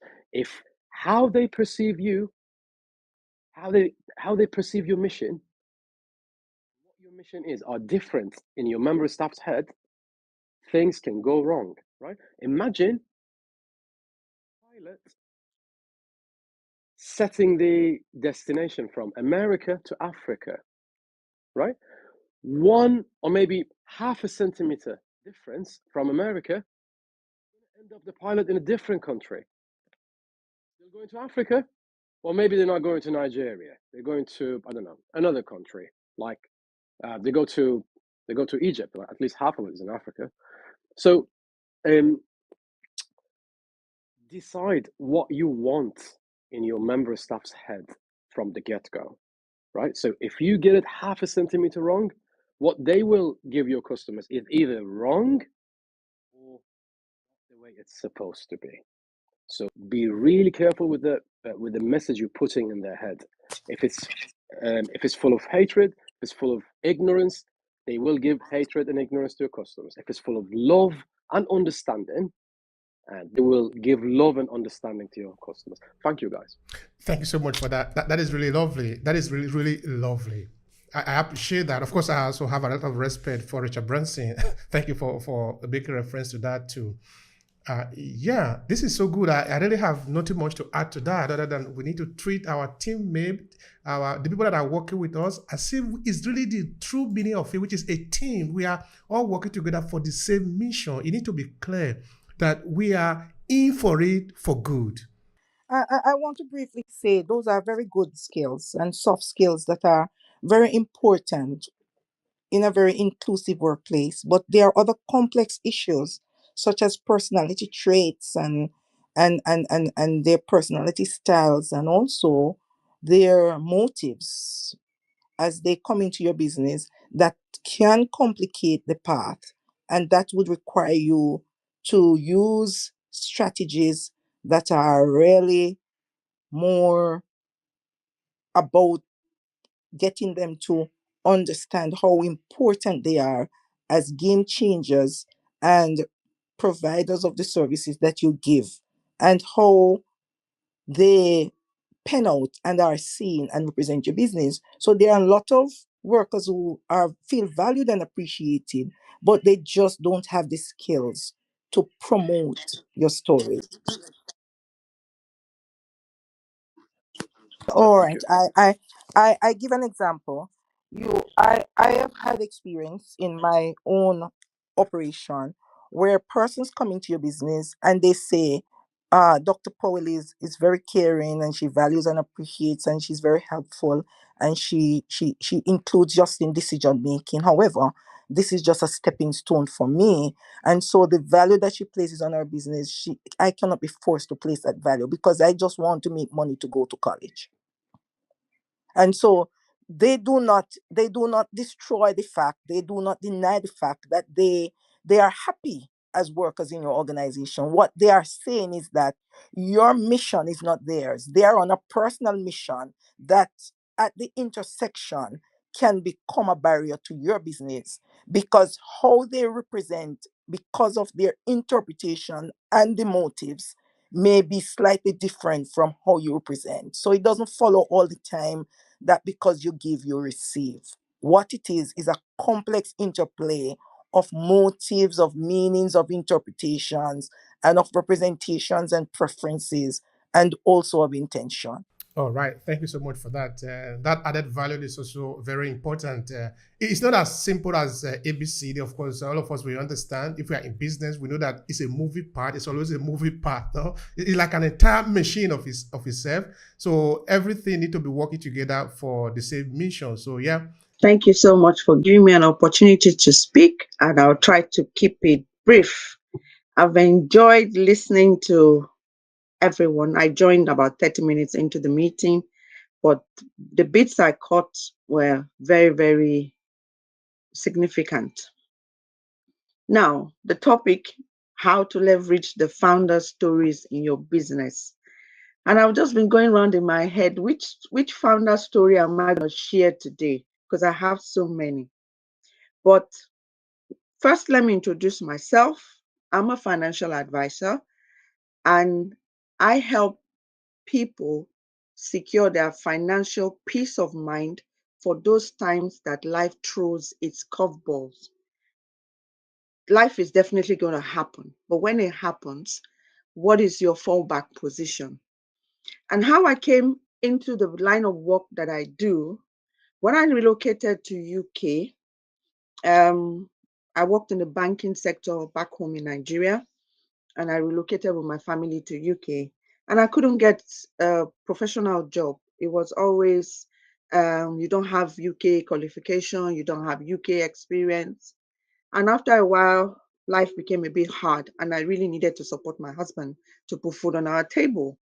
So I got the easiest job that I could get, which was a care job. By nature, I'm a very care person. If somebody is crying beside me, I'll join the person to cry. If I'm watching a movie and they're crying, I will cry. That's the kind of person I am. So I took up that job to put food on my table, but I found out that I loved it. I enjoyed it. I enjoyed making a difference in the lives of the people I took care of. And somewhere along the line, my husband had an insurance policy, and his advisor came over to the house one day to review his policy. And I was like, this sounds interesting. It sounds similar to what I do in Nigeria. And that's how I came into the financial sector in UK. Now, working in care, I saw people in different stages of ill health. But the one thing that happened to me that made me now start my business, I worked with one lovely lady. She had motor neuron disease and gradually lost every ability to move. But the touching part of me there for me was her husband. When this whole thing started, they were not married, they were just partners. And because of his love for her, he really fought with the government to be able to marry her. I didn't realize that the ability to open your mouth and say, I do, actually made a huge difference. But because she couldn't speak, it was a battle for him. Eventually, he was able to marry her, and then he was able to get her powers of attorney because her daughter was not awful. She was just wasting her mother's resources. Long story, that's how I got into my business, because I saw what not having financial protection in place could do to somebody. vis-a-vis somebody who has it. The doctors gave this lady only 2.5 years thereabout to live. But because of the care her husband was able to get for her, he would fight the council, fight the hospital, fight anybody that got in his way. He was just not having it. And she lived for like 7 years. I worked with her for like 3 years, and it was an eye opener. Now, one night in the dead of winter in January, was really cold. I was beginning to have a bit of, my nose was funny. I hadn't had a cold. So I put a bit of eucalyptus oil on tissue to keep on my nose. And this man smelt it, and he went ballistic on me and sent me out of his house around 1 a.m. in January winter. So I called the office, and they said, well, if he says, I called the on-call number, and they said, well, if he says you should go home, then you should go home. So I sat in my car and I thought, nobody cared about what was going to happen to me. Nobody cared about how I was going to get home.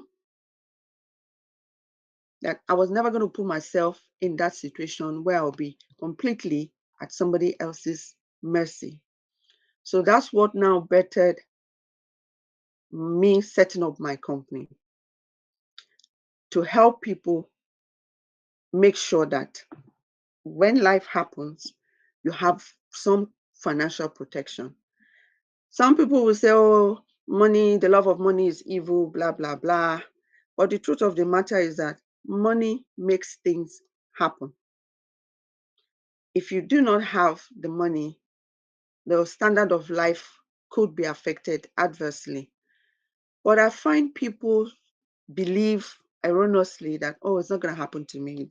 It's going to happen to the next person. But we all know that life happens. COVID taught everybody that life happens. When I shared stories, I have got so many stories. One recent one that made me really feel very sad.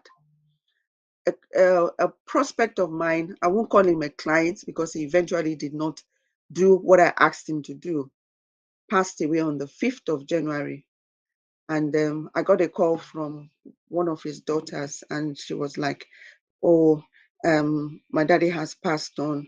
I'm calling you to let you know and to find out if he actually did his will.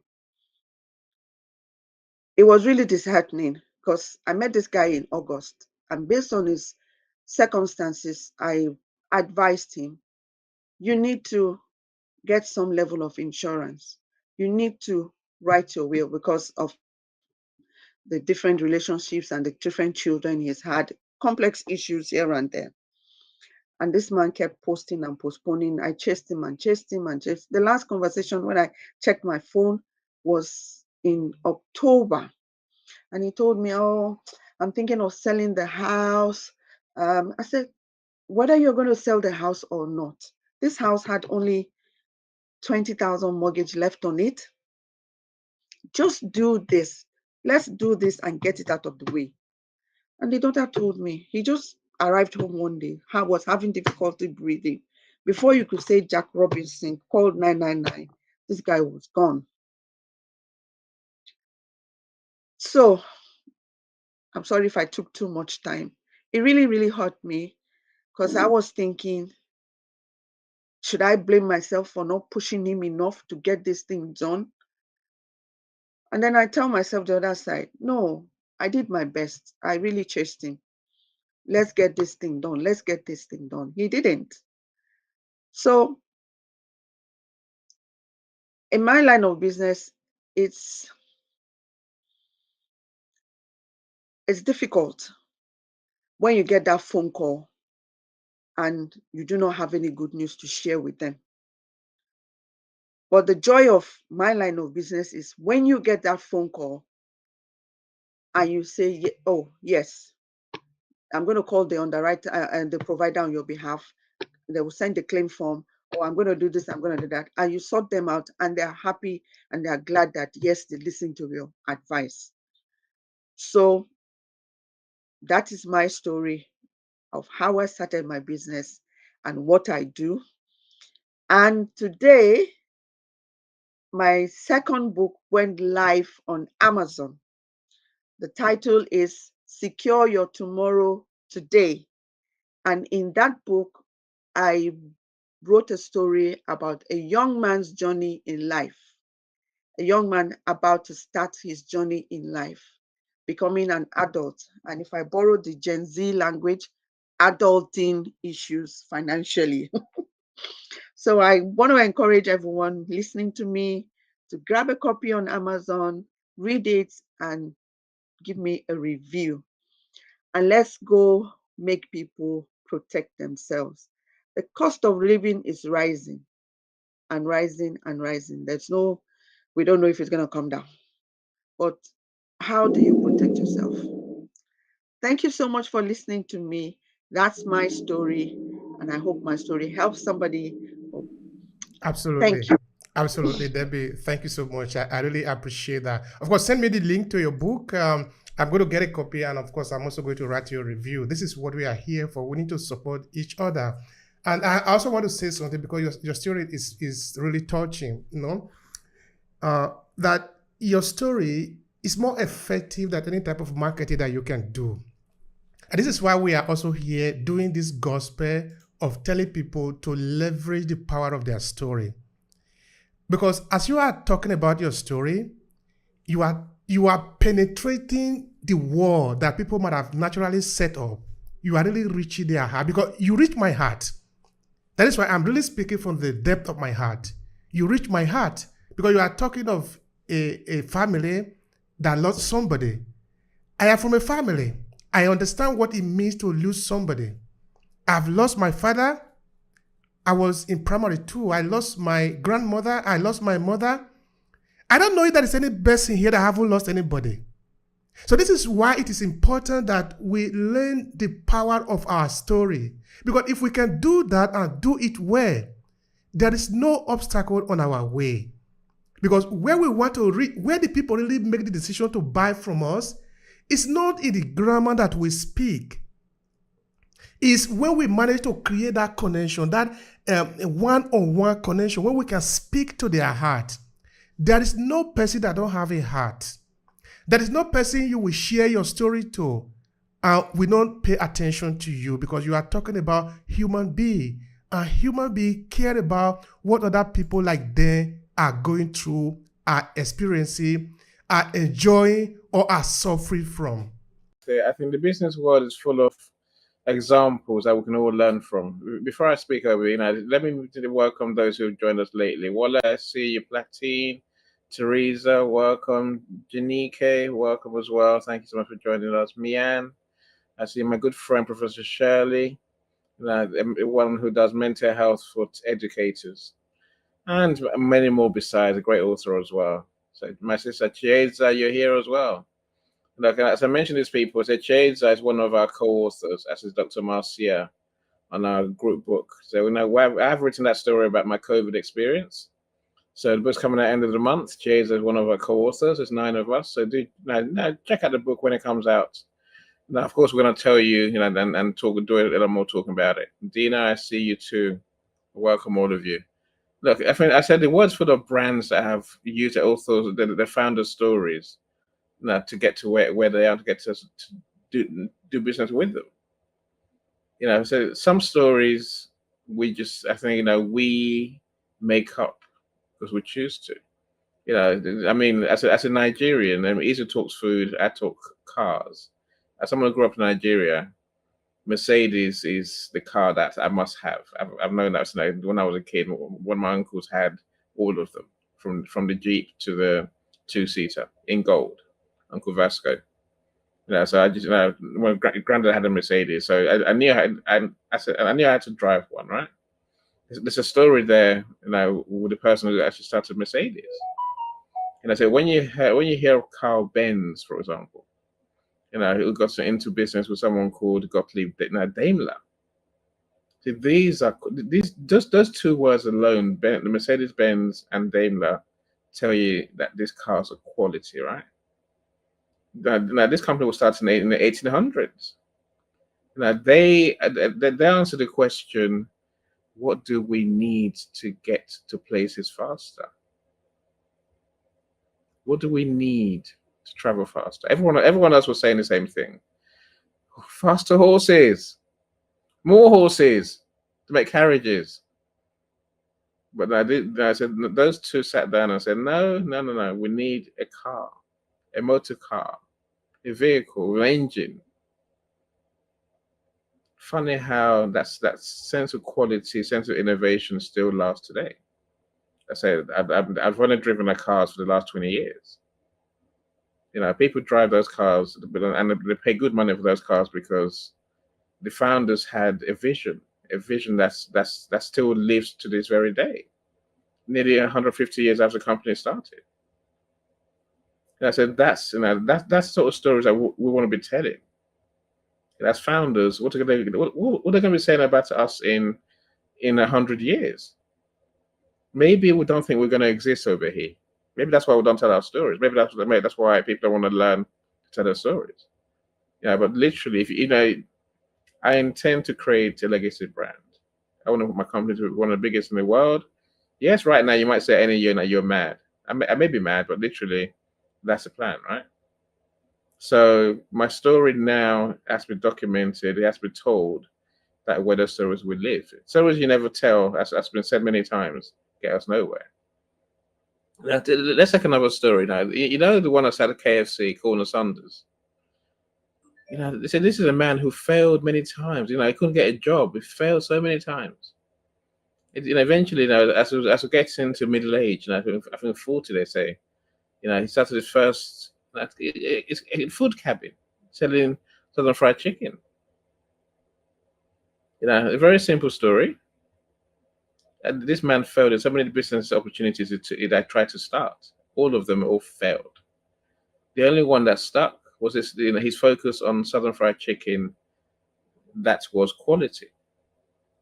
It took this man another 11 years to find another 9 years, I think, from 1930 to find the secret 11 ingredients that we hear about in Kentucky Fried Chicken. And that secret is still a secret today. No one know. They'll never reveal that formula. That's why we will love KFC. Again, it's a story of overcoming. It's a story of persistence. A story of focus on what the customers want. This is what the founder stories really become. Let me give you one last one when it comes to a founder story. Right, please, our friends in the audience, our friends on stage, who believes Elon Musk started Tesla? Give me a thumbs up. Elon Musk, Tesla, did he start Tesla? I'm glad no one's put their hand up because it didn't. Of course it didn't. It didn't start Tesla. Tesla has been a company that existed long before he got there. You see, Elon Musk, he's an investor. It's an investor. I tell you what Elon Musk started that no one knows. PayPal. He co-founded that company. Elon Musk is into payment systems. He's an engineer, yes, granted, but it's into payment systems. It's got, they call it X now. Twitter, obviously, the big company is what it is. But Musk creates payment systems and also has a mission to take humans to colonize Mars. And so SpaceX is born. This is what makes the man the richest man in the world. He knows what he's passionate about, and that's what he chases. That's what he puts all his money into. So I think you have to understand the founder's story to really see where they're coming from. The Tesla thing is engineering dream and also his ambition to bring electric cars to the world. It is but one part of who he is. I think if you see over here, I think the point is this: if you look at all the big brands today, they have a story. A story that is there if only we look. So right now, I'm not going to tell you not to look. Of course, you should look. For inspiration. To know that we're not alone. To know that telling your story matters. But the important point today is: are you telling your founder stories? Are you expecting to die away tomorrow? No one needs to know your story, or are you really expecting to build a brand that's going to be successful? That's going to leave a legacy for you, your family, your grandkids, and so on. If you think option one, no one cares. I'm probably going to go. I'll probably stop working in 2 years' time. Don't tell your stories. It's fine. If you want to build a brand that's going to last, impact people, and be talked about for generations, document your stories and learn storytelling using the simple tools that are there, like Obehi's books. We write books for a reason. Yeah, so I just had to drum into my son, my 14-year-old son, last night. Read something, learn something, because the knowledge is there for all of us, but we seem to want to hide away from it. I said I'll end over Obehi by saying we're the ones writing those books. Jay's in the audience. She's a 2-time international best-selling author. It should be a 3-time international best-selling author by the end of March. All within the space of a year. Professor Shirley has written several books about mental health and mental wellness for educators. What stories are you telling, my friends? Of course, we know about Obehi's books. When Debbie just mentioned her books, what are you doing? What are you saying? What are you leaving for the world? Your founder story is a central part of everything that you're going to do. Let's tell the stories. Okay, quite Obehi. Thank you so much, any of all Annies. Thank you so much, my brother. You are super. You are number one. I appreciate you. And of course, talking about story, because we are going to be ending this room just now. Of course, we are going to be having a webinar today where we are going to be talking of one of our own who is really worth celebrating. That is Dr. Ikechi. I don't know if any of you know him. Of course, this is not the room for that. But of course, if you have the time, you can just click on the link, or you can DM me. I will send you the link to join us. So we have more than 20 people in the room that are going to be speaking in the webinar. Because we believe in what we are doing, what our people are doing to bring change to the world. That is one of the people that we're going to be talking about today, Dr. Ikechi. Is that when we look around ourselves, it's not like we don't have people that are making history.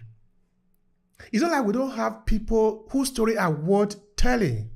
But it's just that sometimes we ignore it. And I don't know why. You see, when I presented my brother's biography a couple of months ago, that was in the last year, 2023, I feel like tears wanted to come out from my eyes. Because all the years that I grew up in my village, I never read a book about my village that the name will even be mentioned somewhere. Romy, there are a couple of books that are out there, maybe books that where you talk about Christianity, talk about the Holy Spirit and the rest of that. That is fine. But I can give you a story that connects Romy to Nigeria. Anyway, we don't have time for that because we are going to start soon. But what I want to say is that we don't have the possibility to be able to document our story. It is on us. Nobody else is coming to do that. So it is important that we take our time to harness the power of telling our story. And we should tell it. Tell it in every way possible. In digital format, in written format, in audio format. Whichever way you can make sure that your voice is recorded, put it in the ethos so that for thousands of years, people will have it. But what do I mean thousands of years? I mean, I'm not joking. In that this time, we are able to record ourselves in audio, in video. But this was not possible a couple of years ago. So the people documented it the way it was possible for them. Now, what do you think we did when we came out? We translated what they have in a different format. So if you write your book the way that it is possible for you right now, 2024, I can guarantee you that in 500 years from now, those that will be living will laugh at the technology that we have today. That includes AI. That includes ChatGPT. They will laugh that these are the technology that we're having. But they will still have access to the same information. You know what they are going to do? They will take your story and translate it to their own level of technology. So your story is not lost. So I'm begging all of you, let's share our story because it is the only evidence that we have ever existed. If we don't, nobody can deny that we were here, but there is no evidence to show that we were here. We are the founders of our businesses. That story need to be told and need to be told intentionally. Not just because you don't have any other thing to do, but that you are intentionally deciding to do this. Mr. Izu, what is your final thoughts? We are concluding. Please go ahead. I would say my final thoughts on everything that we have discussed today is for every single person who listened in the conversation, you need to ask yourself first question, what exactly would you like to be remembered for? And the second question you may need to ask yourself is, if eventually what value you're bringing to the table is a great value, what motivates that value? And if you're able to answer those two questions, I'm sure that you would have gotten substantially a valuable founder story that would not only resonate with yourself, but would also resonate with somebody out there who possibly may never have known your name for any single day, but they just come across and they get connected to you and want to do business with you. Well, ladies and gentlemen, there is nothing amazing and as beautiful as being confident enough to remember your experiences and be able to tell the stories that backs up those experiences. So it's been a great conversation today, and I'm so glad to have been part of today's conversation. So I yield the mic to you, Mr. Obehi, and let's keep shining the lights. God bless. Thank you so much, my brother. I appreciate that. Thank you. Is there anything you want to say before we go? Telling your story is about telling your way, ultimately. But and this telling our stories. This is you asked earlier, but hey, when if I say I haven't got a story to tell, what am I really saying? What you're really saying is that you have no unique way. You have nothing special about you. That's something that's unique to you. We say that that's when we learn to do things our way, not just do things. I don't just do marketing. I do marketing my way. Now, when you learn to do things your way, now Debbie talked about how she does financial advice and financial management for people. That's her way. The story is there. That your way is your story, really. Let's create things that are just unique to us. That's what the world really buys, right? So learn to create a business that does things your way. Your story is naturally there. Not for you to just say, but for your customers to experience every day. I'll leave it there, Obehi. You're a superstar, my friend. Thank you so much, brother. I appreciate that. And I like the way that you put it, that it should be our way. That is what the world is looking for. The world is not looking for just another copy of Elon Musk. Elon Musk is Elon Musk. Another copy of Elon Musk is a fake one. The world is looking for you. Show up the way you are. Who are you? Present yourself. This is what the world is looking for, so that we can have diversity, so that we can have multiplicity of way to experience this thing called life. You cannot become a copy of another person. Why would you like to be a fake? Come out the way you are. If you are hungry, say you are hungry. That is who you are. You are a hungry person. They look for a way to fix that. But what is the story behind it? What did you learn? Because there are many other people that are hungry like you. They want to also find a way out. If you show them how you manage to come out from, instead of dying of hunger, now you are no longer hungry again. Now you have showed the way for other people. There are battalion of people that are going to benefit if you tell your story. So share your story. Don't deny them. If we don't tell our story, we are denying people the opportunity to come out from their shackles. Tell your story. That will become an inspiration. You see, when Debbie was sharing her story, I said, that story touched me. It is true. So when you keep on telling those stories, you will be touching people. You can't touch me with your datas. You can't touch me by just throwing out how many people are buying your product. That is not the touch. The touch is the human soul, where you can really reach there. Story is the thing that we use to do that. So I want to thank all of us that have been here.